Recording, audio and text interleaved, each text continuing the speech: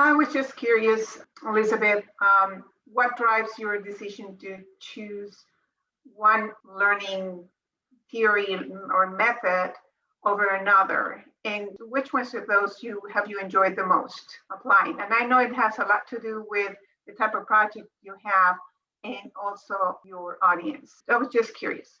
Probably it's driven by the type of material, what kind of content, if it's, teaching the mechanics, how to, do an engine, some things really need as close to hands-on as possible. And some things are very knowledge-based, so we probably start with what are the objectives of the course? What is this course meant to do? What do the learners have to do at the end? I loved the unmanned aircraft stuff. That was super cool, and we had 3D graphics. So we would have the aircraft and you could spin it around and, and you could zoom in and you could just go, okay, I want to show this part. And so it was really easy to grab different aspects of it and make kind of a scratch graphic, show the artist what you wanted. So we would, draw on it, maybe put stuff in Word or in PowerPoint and indicate to the artist, we need you to make it pretty, but we want this view and put a highlight here. And then, the artist would do the final graphics for us.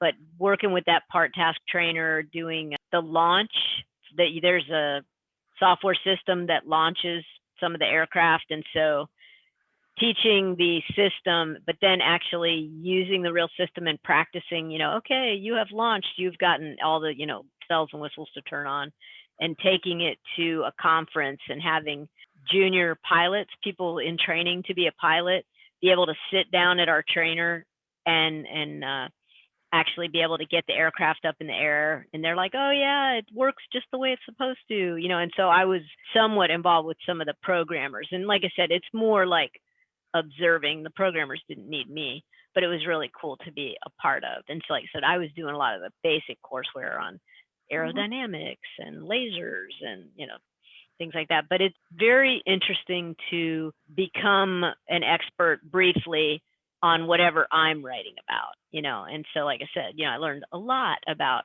aerodynamics and weight and balance and engines and learned, I didn't know, and torque and all these different measurements. And, it's been very, very interesting.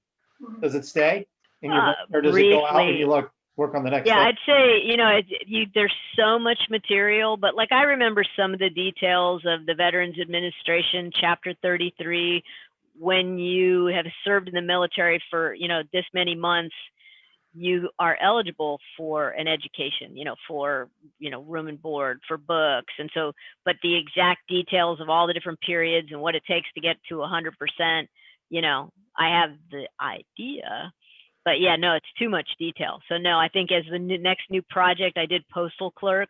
So I'm way better at postalexplorer.com. I can, come out and weigh a package and look through all the stuff for the post office and go, yes, this is how much it's going to be.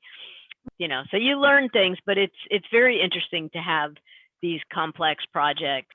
Like I said, it can be fun, and then there's other stuff where you're like, oh my gosh, this is kind of boring.